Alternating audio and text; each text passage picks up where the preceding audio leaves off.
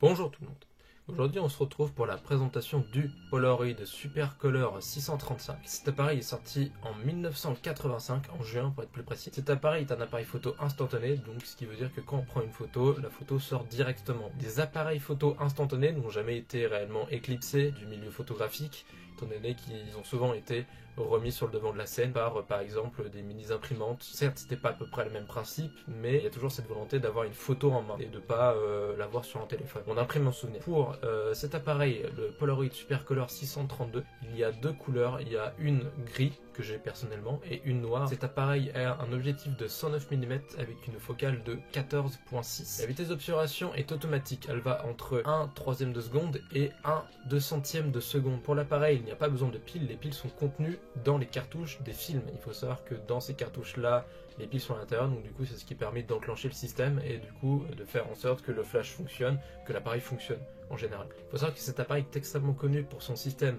Light Mixer. Ce système permet à l'appareil lui-même de juger si le flash est nécessaire ou non et à quelle intensité. Imaginons que vous êtes dehors, vous voulez prendre une photo et en fait vous le prenez avec le flash et l'appareil se dit bah tiens dehors il fait jour comme ça, donc du coup on va ne pas utiliser le flash ou l'utiliser par exemple à 25% de ses capacités, ce qui permet du coup d'avoir une photo dans la meilleure des options avec la meilleure des luminosités possible. Du coup ce qui nous permet d'éviter de juger à certaines choses, donc ce qui nous permet de pouvoir prendre directement le sujet à vif sans forcément devoir réfléchir à comment est-ce que c'est extérieur, s'il faut que je monte la luminosité, etc. parce qu'il n'y a pas déjà cette possibilité de modifier l'ISO, etc. Et aussi du coup un autre système, le système SPAR, qui permet de recharger le flash en 3 secondes dès l'ouverture de l'appareil. Il y a aussi la possibilité de régler la luminosité en quelque sorte. Juste en dessous de l'objectif, il y a un petit curseur qui nous permet de assombrir ou d'éclairer un peu plus l'exposition de la photo. La mise au point de l'appareil est fixe, il va entre 1,2 m et à l'infini. Par contre, si vous prenez une photo plus près que de 1,2 m, elle sera floue. Il faut savoir que sur l'appareil, il y a un compteur de prise de photo, ce qui est assez utile, mais le problème c'est que à l'époque, quand il est sorti, du coup en 85, les cartouches allaient à 10, alors que maintenant elles sont à 8. Sur votre compteur de vue, une fois que vous allez atteindre le numéro 2, la cartouche est finie. Donc vous pouvez la sortir, mais par contre ne la jetez pas, elle est très utile pour savoir si un autre appareil Polaroid fonctionne, bien sûr qu'il utilise aussi des cartouches en 600. L'appareil photo est très simple à utiliser. Nous avons juste un bouton qui nous permet du coup de déclencher l'appareil et ce bouton, c'est-à-dire qu'on a en quelque sorte deux. Il y en a un, le très gros rouge, où en fait dessus si on appuie, il enclenche la photo et il utilise flash s'il juge cela nécessaire. Et après nous avons une petite encoche juste en dessous noire qui nous permet de le déclencher sans activer le flash. Pour savoir si le flash est fonctionnel ou non, c'est assez simple.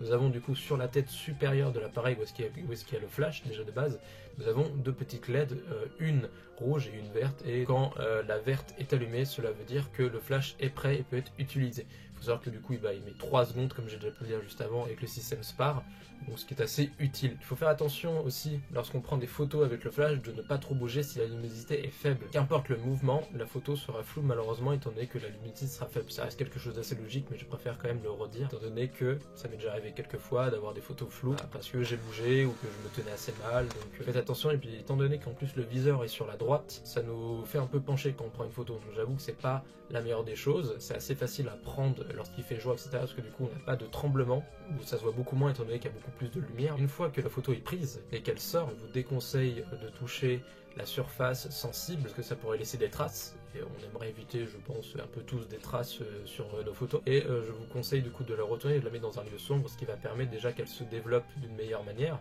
et aussi d'éviter qu'elle reçoive trop de lumière et donc du coup qu'elle crame un peu. Personnellement, c'est ce qui m'est arrivé sur quelques photos. Ça me fait un peu chier parce que du coup les photos sont un peu cramés, mais c'est le jeu. Il faut savoir que cet appareil était extrêmement apprécié par les gens, il était très répandu et donc de ce fait il est très peu rare et il est même très commun à trouver dans des brocantes ou ailleurs. Je vous déconseille de l'acheter sur internet parce que le problème c'est que sur internet les gens ont tendance un peu à abuser sur le prix. J'en ai vu parfois à 150 €, 130 €, c'est énorme pour des appareils comme ça étant donné qu'ils se trouvent un peu partout. Je vous conseille de chercher plutôt en brocante et d'essayer de négocier sur des prix entre 10 et 20 voire au max 30 € étant donné que l'appareil est quand même assez commun. Mais par contre faites attention à ce qu'il fonctionne. Le mien personnellement je l'ai acheté à 25 € à Emmaüs. J'ai pu acheter deux Polaroid, le Polaroid Supercolor 635 et le Polaroid 3000. Alors il semblerait que j'ai oublié de notifier que je vous montrerai quelques photos, donc c'est maintenant.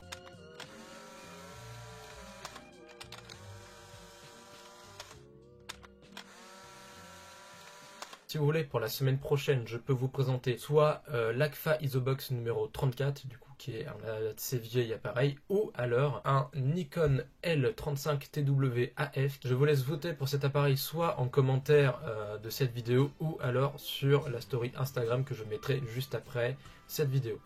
Sur ce, je vous laisse, je vous dis une bonne journée et à la semaine prochaine.